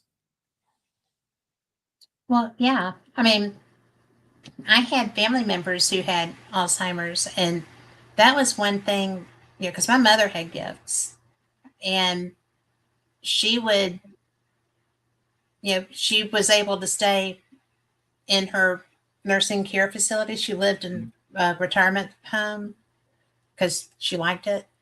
And so when we came to end of life, they let her move into her original apartment. She didn't have to be in the memory care unit anymore. And so it was so bizarre because because as people start to die, they become hyper focused. The Alzheimer's was not there anymore. Wow. She was very aware of, life ending and very frustrated with that. But I found that really interesting too, that the Alzheimer's was just not even a thing anymore. But yeah, I believe that. But it's wild how your body and your brain, and that's a whole different tangent. Sorry, but it is interesting because I don't know. I would have liked to have not seen that happen around Lorraine, but I would wonder if she was getting back to being able to focus and to be aware. It's just the things that you don't think about very often, but I mean, she was such a gift. I mean, a lot of people might not always agree on that, but I think she was such a gift because there wouldn't be this field if it hadn't been for them. And all those things and arrows. Yes. Yeah. And I love reading their stuff. So it's very educational, the things about them. Yes. And yes, it's you gotta recognize that talent, that. Well, yeah, it's tough though, right? Sometimes, because sometimes people want you to act a certain way or not say certain things in a relationship or in a family. At first, Ed didn't believe that Lorraine had this ability. He thought that was silly. Yes. And then she said, I have it. And then so to prove her point, he would paint sometimes. He'd say, wait, tell you what then, if you find a house that's haunted, let me know. I'll park the car, I'll get my easel out, I'll paint the house. And then when they come out, we'll ask them. So sure enough, she would take that house and they park their car in front of the house and get the easel out, start, what are you guys doing down there? Or painting a house? Can I say, sure, come on down. And then as he painted their house for them, Lorraine asked questions. And he said almost every time there was something in that house. And he began to believe her. And so at that point, I said, she can do these things. And they began speaking very small, like junior high school auditorium, $50 to show up, and from those little moments, they built this huge now franchise, just by pursuing their dreams. So it's kind of cool. Well, it is cool. And this was in a period where people did not really speak about their gifts as a rule. Yes. Oh, true. Yes. Very true. So I was reading Victoria's comment. She said that she's seen things she could have sworn were real, but they aren't in this dimension. And do you know Victoria Monday? If you yes, don't, you should read her. She's a good radio host. Show with her and Mike Rixiker, I think maybe about 3-4 months ago. Very nice person. And she says she's seen things that she thought were fake, but they're real. It's the free falling that's scary. Yes. Well, that's. Kat, isn't that every relationship? It is. From the first time that you start school to the last time that you fall in love, Right. It is. That's the beautiful life right there. They were like this, and well, she said truth, yes. But where do you? Because I mean, I'm sorry, you and so many people love you, and when you did the first film. And because I remember the premiere, and I was so excited and so proud for all of you. That was such a big deal and so much fun for y'all. Did you picture ever being comfortable enough to come out that strongly with your history. not at all. Even my children didn't know for the longest time until I did the sci-fi show what was going on when it's out there. I always knew that this experience meant something beyond me. I didn't know how to be an effective messenger of what happened. Because on paper, it's, well, there's an attack, then there's fear, then there's worry, then there's fright. And it's, who wants to hear just a bunch of negativity? And it wasn't until I realized that surviving something as frightening as that is actually important. That's why I began to realize, people are sometimes ashamed by their past. I get it. But when you go beyond that, it's a beautiful thing. And so what allowed me to actually share was the fact that I could talk about surviving something in the hopes that maybe somebody can benefit from the coping mechanisms or observations that I had. It took a long time for me to trust to share. My friend Phil Casey, I think you met him a couple of times, my wingman there. He had been watching these shows and going to these things for years. He had no idea playing ball with me on Sunday is who I was. He's like, "What? That you're the guy? Nobody knew. I'm telling you, nobody knew." So people are upset with me, but I didn't want to blend the two lives. And with my children, I would tell them bedtime stories with stars and unicorns and dragons and mushrooms and all these little castles. But each fairy tale story made up bedtime story was about my experience disguised. So this way, they wouldn't be burdened by being my child and being the ghost voice kid and having to fear what happened to me. At the same time, they wouldn't be ignorant of how to problem solve, so they could problem solve those scenarios without being stuck in my own worldview with my past. That was my best I could do as a gift to them to walk that needle. It wasn't until, as you mentioned, around 2011, 2010 or so, where Mara Tria and Bill Edwards and folks said, you got to do, Carrie Lyon, you really should share these things. And, eventually Tim Shaw has said the same thing, wrote a book about this years ago.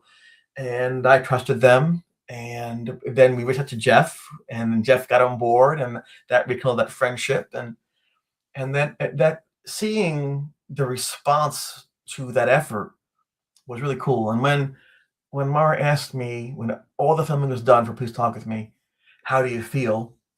I had one word: relieved.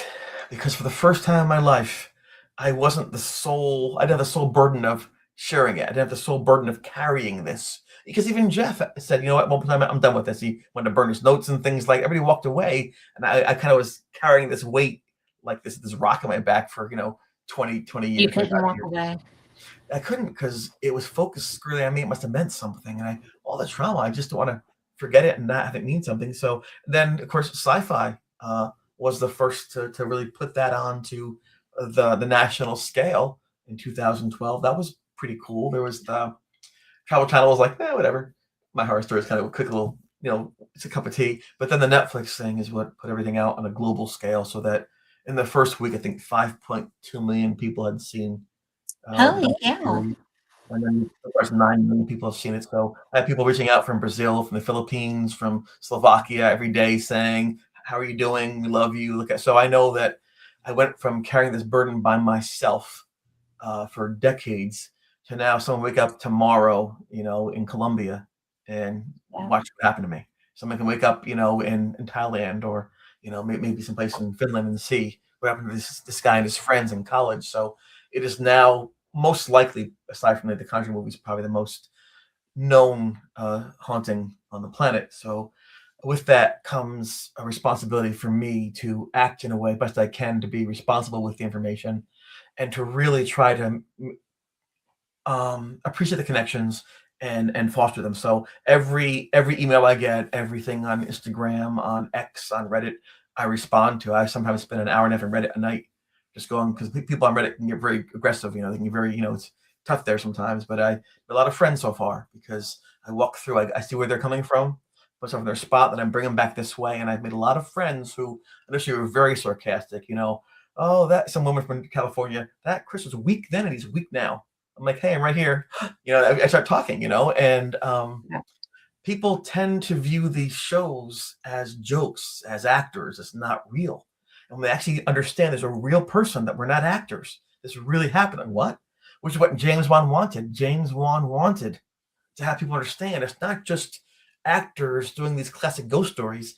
These things happen to people just like you and me. They happen all over Yes. the world, and this is what can happen. So I'm very honored. I'm very honored, even though it's a bit overwhelming sometimes, to be in the spot. From going on that bathroom floor thinking I'm dying by myself alone, to now being known around the globe in hopefully a positive way.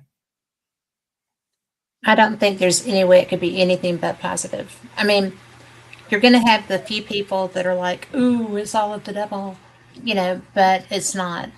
And some of it may be, but this isn't. Yeah. And That's interesting you say yeah, that. I noticed, Kat, that people do sometimes good, well-behaved people who live very clean lives do sometimes fear the devil, the idea of the satanic being involved in the paranormal. I've seen it more often than not, probably. yeah, I think it's a symptom of not wanting to be pulled into something that might harm them. A lot of times, the Western faiths we talk about the idea of salvation, talk about the idea of yeah, faith, right? See without believing without seeing, and things like that. I think that people put their best foot forward, and just like anything else, I mean, alcohol can be fun to have, right? But it can kill you. All these things. So I think they fear being misled by something beyond the pages of the book, and I understand that fear, and I don't argue with them with that. And I tell them, listen, if the way you walk towards your light is your way, embrace it. But allow me to walk my way towards the light. And I would appreciate that. And I get very little blowback after that. yes. Well, there's not really much to say after that. Right. I hope not. I mean, because we all have beliefs, we all have faith in whatever we believe in, Yeah. and you cannot, if somebody is embedded in, it's not a bad thing, it's not a bad embedding, No. embedded in their truth, then that's their truth, and it would be very presumptuous to make that be less than for them. Yeah. Right. It's- Because we don't know where they've been. And well, Paul, my roommate Paul, I mentioned before, my first roommate, he Mhm. was agnostic. He did not believe in some spirit in the sky. He thought that religion was very constraining and it wasn't worth having. It constrained your freedoms and your fun. And he was very anti-religion to the point of speaking out about it often, and even being Right. angry at me for going to church once in a while. But when that thing was in the room, it wasn't me and it wasn't Jeff. It wasn't Beth, and it Yeah. was Paul who said, let's get a priest. So again, it just shows you that sometimes we react to our own fears in ways that aren't healthy until we have no choice but to face those fears. So I admire him for that. I admire Paul for going directly against what he strongly wanted to believe in, and to do something that would help all of his friends and himself. So kudos to Paul. Well, that I had forgotten that, but that's very. It's been a while since I read this first one, right? But I just find it fascinating because I was so surprised by how little the priest did to help you Oh, initially. okay. Well, it's probably worse than you think, and let me explain that. In the movies, they always go to some big, giant, picturesque church, and the priest opens the door, and he's like 7 feet tall, with a shock of white hair, and he's like, "In the Yes. name of," it's like, "Yeah, get him, Jesus," kind of thing. That's what movies are, right? We went to the morning after all those crazy things happened with the ghost being in the room and things being torn apart. We walked up early in the morning, must have been 7 in the morning, freezing cold, our hair was like this. And we went to the Catholic church, the Roman Catholic church called St. Mary's up in town. And the priests would not see us. There had been an incident a couple weeks before where some of the college kids stole a communion wafer to prove it wasn't Mhm. holy, that it was just bread. They stole it. And so there was a thawing between like a relationship between the school kids and the church. It was a bad time. And I think that when we went up there saying it's a ghost, they figured we're trying to trick them again into doing something that would prove that they're frauds for believing this nonsense. It wasn't science.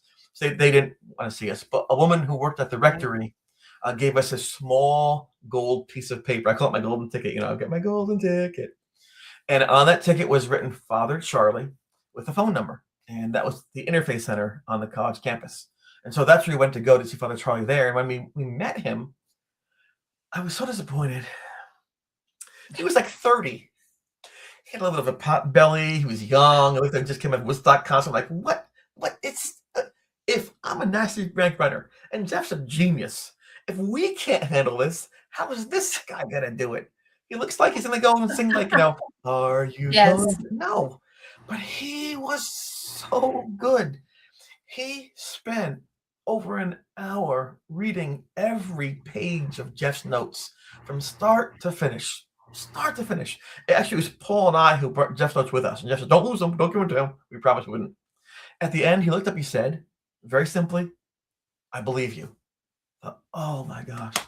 I don't want to say anything because to recollect it makes you re-experience it. So the notes were very helpful to have him. And he says, I'm going to help you. I said, thank you so much. I was almost in tears, like, yes. And he said, I have some questions for you. No problem, sir. You guys doing drugs? I was crestfallen. Fair question. No. And he said, listen, I'm not accusing you.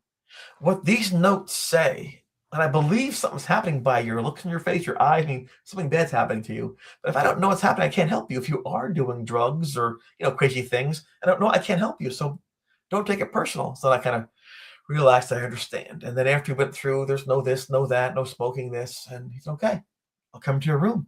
And he said, I will fix your stereo for you. And I thought, fix our stereo?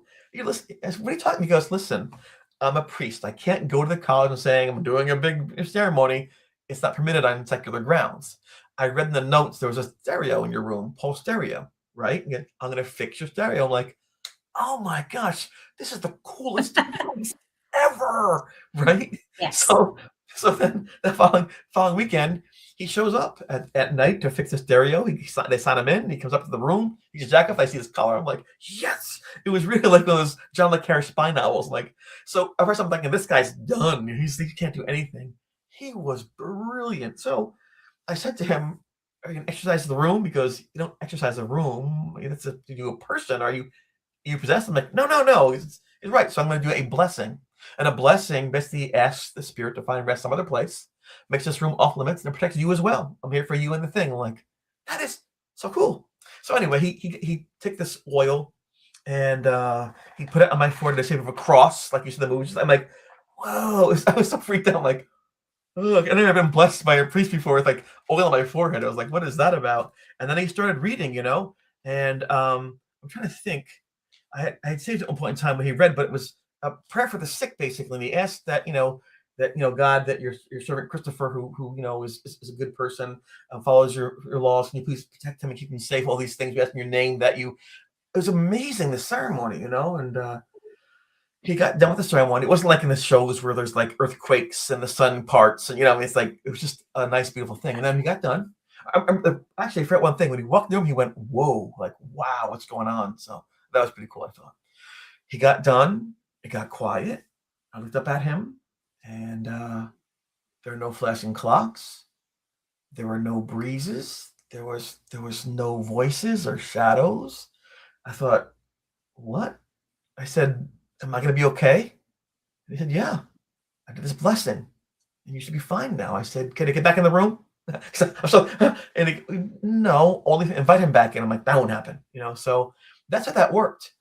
And the interesting about that is I don't know how it worked. If it was the intent, if the thing knew what the priest was, if it was the holy oil, if it was the prayer, whatever that priest did. I can't tell you the exact, cause and effect. It worked. For the duration of the haunting, it never fully entered the room. You'd feel around the perimeter sometimes like that, you know what I'm saying? But it never like broke things or threw things where it behaved. But it was furious that it had no access to me and it began to attack people after that. So the priest, in his way, did help. And then when I was trying to figure out with the bathroom scenario, I called the priest for round 2. It wouldn't have worked because there's like 56 rooms in the dorm, and then would go to the gym or go to the music room. So he really wouldn't have been able to bless 1,000 rooms. It wouldn't be fair of him to ask him to do that. And he did say to me, if he'd help, reach out. And I said, I will, but I lied. I didn't want to bother him a second time. He had things to do. So that was more on me. And people criticized my dad. Well, dad came and he left. My father dropped everything. He made that 5-hour trip in 4 hours. My sister was angry at me. I didn't know her for years. It was her prom night. She had her high school prom. was to bring her to the private forgot and left her there and went to see if I'm okay at this college. I didn't know. That's how serious he took this. And then in the morning he said, change your room. Dr. Lawrence Kessler, professor of psychology, he's the one that guided us, said, here's how you capture these voices. Here's what you use. He gave Jeff the instructions on how to get these as evidence. So all these people actually were helpful and doing their best. But it seemed like in the end that I would have to do something. And I didn't want to do anything to make this end. It seemed as though whatever they did wouldn't matter. But I love the fact, very thankful, that all these adults, professors, parents, priests, were actually willing to lend a hand and to assist. And I'm forever grateful. And you really can't, in a 1 hour sci-fi show or a hour and a half Netflix show all the things that went on in those 90 days. Well, the fact that, and it always, since we first met, since I first became aware of this, since I first was reading and researching it, I have been so amazed by your experience because I know the person you are now. Thanks. And you came through that so well because of all of those people that were helping you and who loved you and were caring for you. And no doubt. I just find it so interesting that, like, Jeff and Mara Katria and, when y'all were doing the New York thing. Yes. That was, I wasn't sure how you were going to feel once that was done. Well, when y'all were doing it.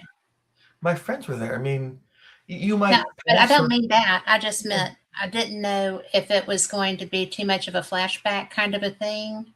Oh, no.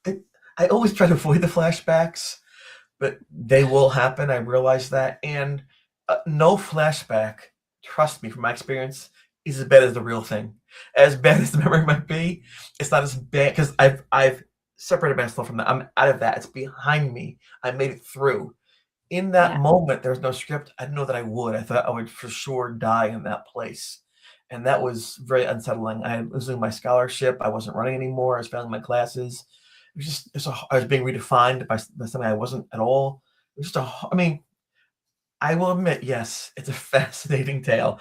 The experience is so amazing that it almost checks all the boxes you want from a classic historic haunting, right? Got everything from the full-body apparition to the priest. It's like the Warrens. You probably can't do better if you want to make something up. But the fact of the matter was, it was so, pardon my language, damn frightening. Yeah. If you were to say to me, Chris, you have the ability to snap your fingers and go back and make it never happen, would you do it? My answer, in a heartbeat, yes. That's how bad it was. So if people think, oh, he just loves the attention, he just likes to struggle with this thing, no. But I do realize that people go through horrible times worse than mine. People get caught in wars and get their legs blown off. People lose their babies in horrible accidents. I mean, things can be, as beautiful as life can be and often is, bad things happen. And, so I'm thankful. I'm so thankful that in spite of what my hardship was, I could still fall in love and have a family and a beautiful granddaughter and friends. And for me, this is icing on the cake. And when you mentioned, and I thank you for that, saying I didn't really feel bad for myself when I had the cancer, I kind of joked about it because I thought, well, I'm on second life anyway. It's my second chance anyway. I already had my first one. So this is just bonus time. I always thought since that day and the ghost thing ended, this is bonus time. I don't even deserve it. Yeah. So I didn't want to go. I want to see my granddaughter, at least here, graduate high school and give her a big hug and kiss, saying, Pop loves you. But I recognized that if I lost this fight to the cancer, if God took me, that would be okay. That would be all right because I would still have in my life had achieved so many wonderful things that maybe aren't as fortunate as I was to have happened in the first place. So. That's beautiful. That really is.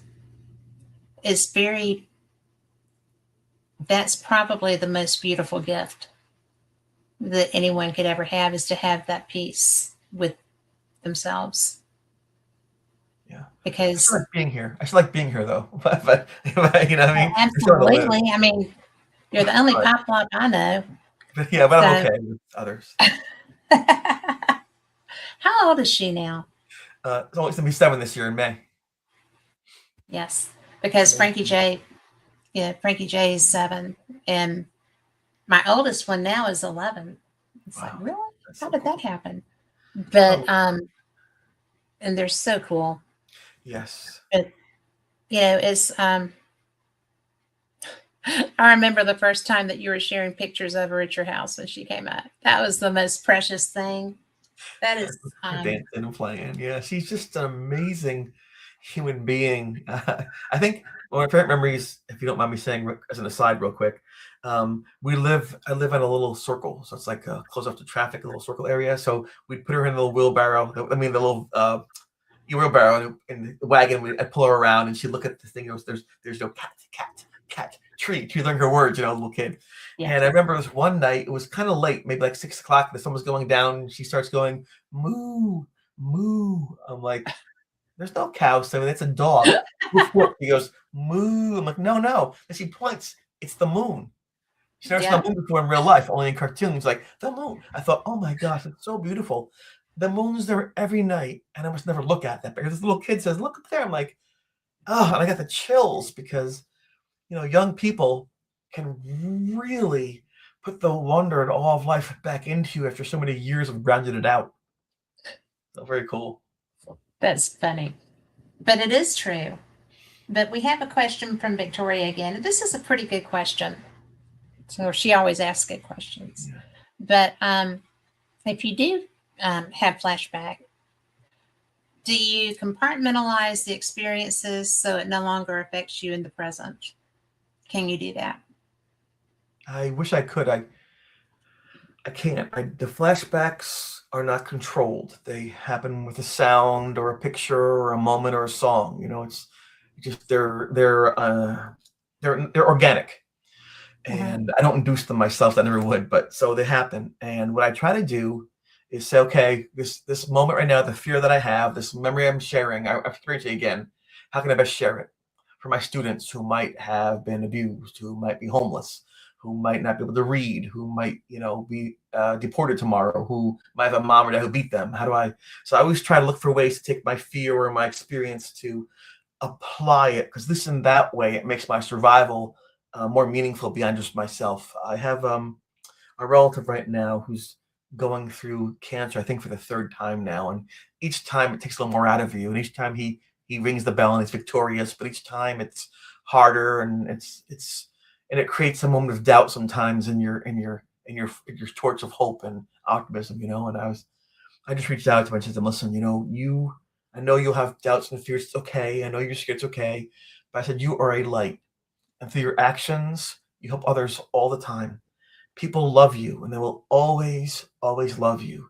So if you can't hear God right now, if you're not sure what the future holds, know this, that we love you and we care for you. You have meaning beyond yourself. And that's what I learned from my own walk through these things. And hopefully that thought helps him a little bit to understand that it's okay to be afraid. And no matter what happens, he has value and we love him.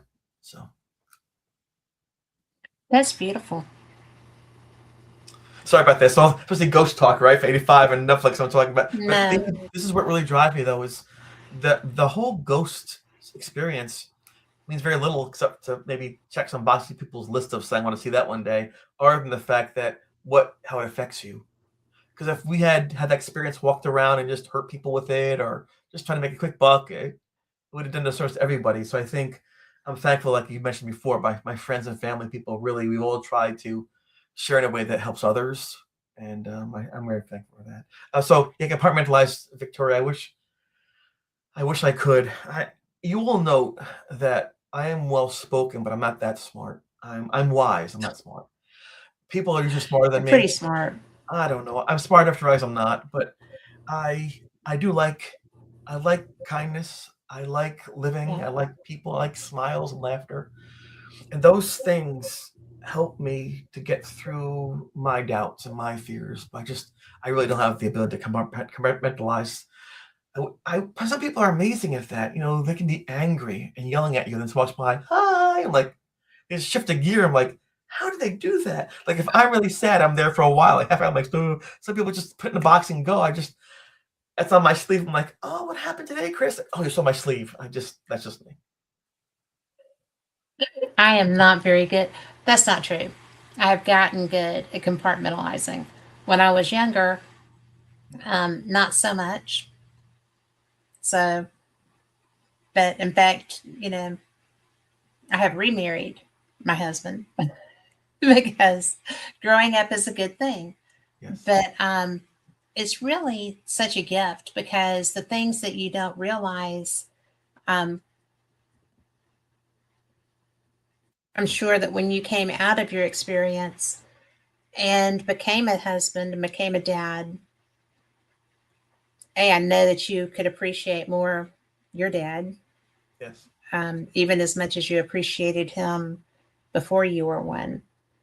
And I think it's just so surviving anything that's tough makes you a whole new person. Surviving the haunting that you went through makes you a different person. I respected my But dad. surviving cancer, Yeah. I mean, I respected that's him. But now I appreciate him. which one was scarier, the cancer or the haunting? The haunting. The cancer affected only me directly. I mean, if I die, I die. And the haunting, my friends were being attacked. There was a young man at the college who killed himself. We don't really share that information, and the parents have to relive every time. But we could have gone into a suicide that took part Yeah. in, due to perhaps some of the effects of this haunting. It was just, and now I'm older now. I've lived a nice, decent life so far. Knock on wood. Back then, I was a teenager. I had so much more to lose. So yeah, as I mentioned, I was sad to have cancer. I didn't want it. I felt bad. I missed my children and my grandchildren and things like that. But I was prepared. If it's okay, when you're a teenager and you haven't even lived your life yet, and your friends are being hurt by something that's supposed to be you can't take care of properly, that's just devastating to your psyche, to your self worth, to your understanding of the world, and any kind of fairness in it. Yeah, I always hope that good would triumph over evil in all cases. And I saw so many cases where it didn't really happen that way, and I didn't want to be another example of that. And thankfully, thank God, I can now be an example of overcoming things that are tough. So, and again, that's because of my friends, my family. I think because me too, a little bit, because I don't want to give up. I really believe that if I can get one more day, it'll get out of this mess. And I think that may be a better marathon runner too, to go 1 mile at a time. So, That's actually the best way to look at things. There's always going to be, yeah, until there's suddenly not, there's always going to be another day, another opportunity. The problem that presents though is that you never know when that is. no. And that's why it's like my friend that I mentioned who passed away. It was just the most bizarre thing. And I was lucky that I found out about him being hospitalized. And bless her heart, my friend Lori, who is mentioned in chat earlier, got stuck in a waiting room while I went to go visit him. And I knew that I probably wasn't going to see him again. And I'd known him since I was 4. And that was a long time ago. Yeah. It's, but how lucky was I that I found out and could be there? Right. Yeah. I think it's amazing. That's a beautiful thing, Kat. My grandmother passed away almost 4 years ago now. She was 98 years old. Wow. Amazing person. And my dad's mom, all my grandparents, I left them so much. I'm so lucky to have grandparents. My gosh. Greatest gift of all, I think. But toward the end, she was unconscious. She didn't really respond. And I was up here in New York and she was down in Florida, and my dad was down with my mom. And I said, "Can I just say goodbye to grandma one more time?" I said, "Well, we'll tell her that." I said, "No, put the phone by her face." Like, "Oh, no, she's not going to." Please, Dad. I just want to see her. So they put the phone by her. And when I was a small child, she'd sing to me. How much is that doggy in the window? Woof, woof, the one with the like that. So I Yes. just wanted to sing her that song. Kat, she opened her eyes. She opened her eyes and she looked at me in the phone and squeezed my dad's hand. And I just said to her, Grandma, I love you so much. You're Oh the my best gosh. grandma ever. Thank you for everything you did for me. I will always love you. You're wonderful. I love you. And then, I went and she was gone shortly after that. But I will never forget that moment and the opportunity that I had to, as sad as it was, to say goodbye because I know she knew. I was speaking from my heart, and I know she knew in that moment of scary. It's gotta be scary in that moment, I think, when you know, okay, this is the end, that somebody still says, "I got you, I love you." There's that human, and so I'm hoping, just like I did with the ghost just before, I helped her find some rest because God knows she deserved it. So Yeah. yeah, Well, I'm a firm believer that when you're not here, you're in a better place. I hope so. And So well, I don't think this is it. right, no, me either.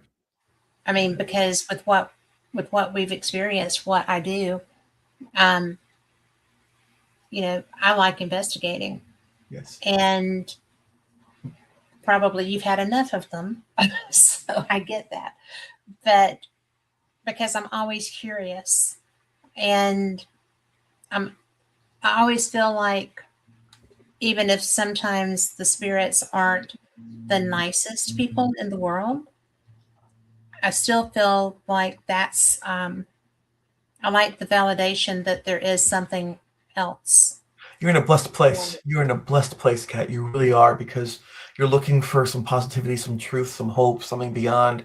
I think it's the healthiest place to be in for any human being to look beyond the self and try to find answers. I'm afraid to find out more. I don't have Well, you that didn't have to, after what you went through, I I don't wouldn't be have seeking that that. classical, but even beyond that, I don't have that classical faith. Faith means you believe without seeing. But I saw after death every single day, hour upon hour, for weeks and for months. I saw it. Exactly. It was a fact. I don't have to believe that there's life after death. I know that there is. So Mhm. therefore, I don't have that classical faith that saying is I don't have that. And what I did see of the afterlife wasn't harps. It wasn't cherubs. It wasn't sunlight.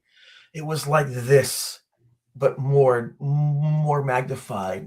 The suffering was greater, the intensity was greater, the time was endless. That's why I was hoping that wherever that thing was, it was one of many places to go to, but I don't know what that means. So for me, if you want to get down to the nitty-gritty of it, if I'm being blatantly honest, I never usually do this. I'm afraid to know more because I'm afraid if what I saw in that moment is what is.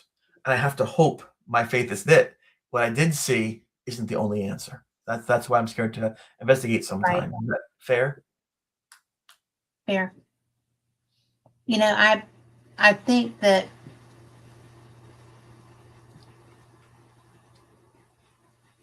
the the people that I have experienced afterlife are people that are still at work. Okay.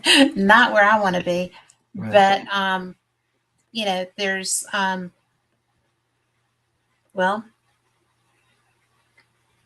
and in that jail because I made a whole jail mad Right. and doors were banging. They weren't moving, but they were banging and there was stuff and there was voices and it was dramatic. But it was everybody that I've seen are still tied to a place, Yes. kind of like yours was, Yep. you know. And out of all the times that you experienced him, did you ever experience him out of your dorm? Yes. Oh, yes. After the busing, um, I went to the library. He was in the library, and I had these books down off the shelf. I was afraid to shower in the shower in our dorm, the small bathroom after the attacks. I'd go to the large, it's a group or gang showers at the college gym, and he'd be there looking into the showers. And one kid says, "Oh my God, there's somebody watching you in the showers." but I don't want to tell him it was a ghost. You know what I'm saying? Because like it would have freaked him out. And I don't want to draw him these things. So yeah, all over the place he'd go and just try to get me to talk to him. And it's kind of like when you're in second or third grade and you get a note, it's folded up, and you open it, it says, I like you, you like me, circle one, yes or no, kind of thing. But Yes. I couldn't go home from school. I couldn't, we were just little kids. And it just, you mentioned, we talked about running real fast. I ran real fast. This thing would always like watch me. And especially if I got undressed, he'd like look at my legs. My legs, I thought, that's freaky. I was even like a figure model for art class. I didn't care about being naked. But when this thing looked at me, I felt different, like really weird, and I cover up, and then I realized, he was caught and tortured because he didn't run fast enough.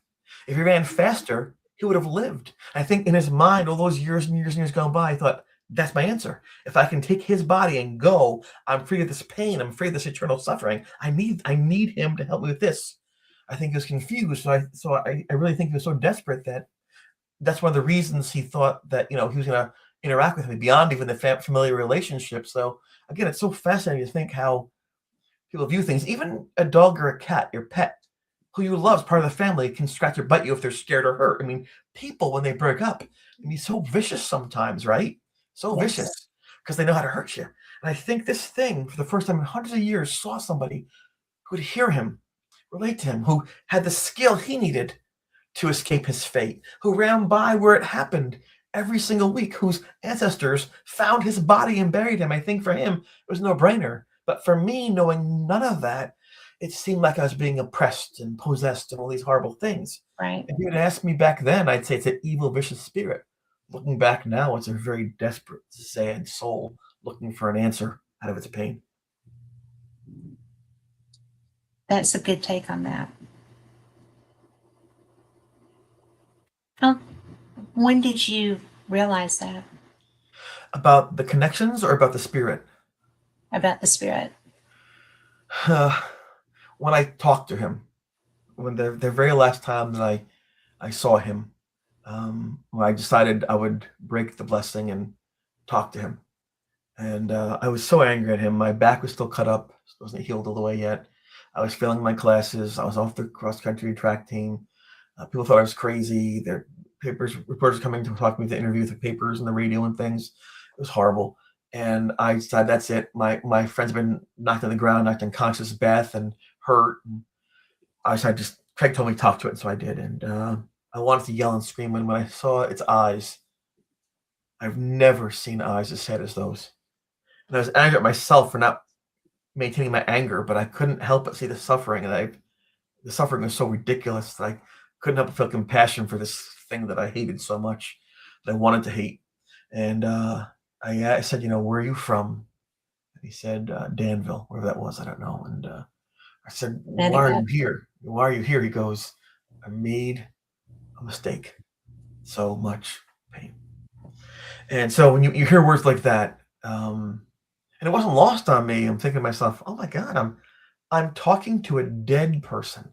I'm actually talking to them. I mean, like communicating. It's right in front of me. Isn't that impossible? I mean, so I knew in the back of my head, this is an amazing moment. But with no tools. I was scared because like this thing would attack me. And I finally said, listen, you want my help. You keep calling my name. I know how to help you, but I knew one thing. You can't stay here. The longest number of people are going to get hurt. It's not the answer. If you want my help, I'll give you this piece of advice. You have to find rest. You can't stay here. You have to believe that whatever you did wrong, you're forgiven, that someone still loves you. I'm going to count to 10. The night I first saw you in that room, when I opened my eyes, you cannot be here. And I counted that slow count. 1001, 1002, 1000. I got to 10 with my eyes and he was gone. And I never saw him again. I didn't tell anyone what had happened for a couple of days, because who knows if it would last for 10 minutes or not. But after a few days, there's no sign of him, and there are no more activities happening, no more attacks. And Jeff said to me, hey, it's got quiet. What happened to the ghost? And I explained to him what I had done. And then Jeff wrote about the day that the ghost boy had put the spirit to rest. And that's how the whole story went all through Western New York for 40, 50 years until these days now. That's how it ended. So I remember saying to myself, God, you have to be omnipotent. You got the wrong guy this time. Sorry about that. But yet somehow he was right. And by luck, I was able to help this poor thing. Somehow he was right. Yeah, here we go Best again. famous last words, dude. Yep. I think he was right again. Now, we've got about 5 minutes. Do you want to tell people about the interviews that you're doing and the publications that they can find your story in? Oh, it's been really cool. It's I've been interviewed by People Magazine and Forbes Magazine and the Wall Street Journal. It's been quite an amazing journey, that the exposure that Netflix can give to you. You know, I'm just so honored. I'm back this year out on the tour this year, going around all different places to meet people and speak. It's like the old days. I'm looking forward to it. If you don't mind me showing this, I have my final book. It's called The Ghost Boy of Erie Hall, and this is a Yes. picture of me at the toga party. This is the last. I saw that thing at the window about half hour later. It's just my last moment of happiness on the planet without being bothered by the experience of the ghost. I started the book with this, and it's 400 pages. It's double. It's a great book, by the information. way. What's that? It's a great book, by the Oh, way. thanks. It's double what you saw on Survey Evidence. I'm very proud of it. I have backstories on the priests and things. So if you want to know more about what actually happened, it's right there. It's in hardcover, softcover, Kindle, and audio book. Anyway, so that's nice for me, because then when I kick off and go find my rewards, it still stays behind. People can see what actually happened for sure. My favorite thing about the Netflix show is that my father's in it. My dad is 82 years old. I just wanted to make him proud of me. And in the show, you hear him say he's proud of me as a son. So I can put that show on every day for the rest of my life and see his face and hear his voice, even if he's gone, and know that's my connection. And I'm very proud. And if anybody That's wants, perfect. isn't that cool? And if anyone wants to reach out That's to the me, best part.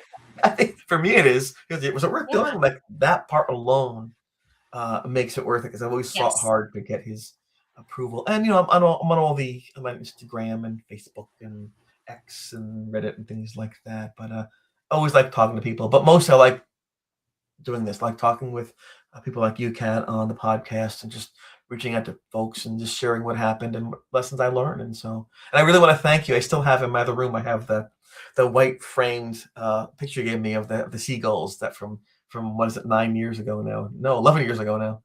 Yeah. So that's pretty crazy. Been a while. Crazy. Well, thank you so much for giving me all this time. And Victoria said, what a great interview, Kat and Chris. Well, Chris. That's you. That's you. So she's so awesome. And Lori said, great show too. But I appreciate you so much. And I hope that I run into you. Are you going to the Battlefield Bash? Yes. I'm going to try to. I was going to come last year and I couldn't. But I'm not very good at those. But, mine are not very pretty. Oh, there we go. You have a fun time. You always do. I love there. That's my favorite. Well, it is my favorite because it's so homey. Yes. And I like what it's for. So. Yeah, good people on that for a great cause. The Wounded Warriors, yes. So I just think, and kids with cancer, I mean, Yes. And Vince, thank you so much. I'm glad you were here. So I do this every Wednesday and Sunday. Sunday's a Freight Magazine. So magazine radio. But I really value you so much. Thank you for being here. Same. And say hey to everybody I don't get to see. Will do. And give Mara Katria a hug when you see her. So Understood. I think she's so special. So, but anyway, thank you so much, everybody listening. Big hand when I do that. But anyway, that was different. But thank you. I appreciate every one of you. And we will see you next week. Same cat time, same cat channel. Good night.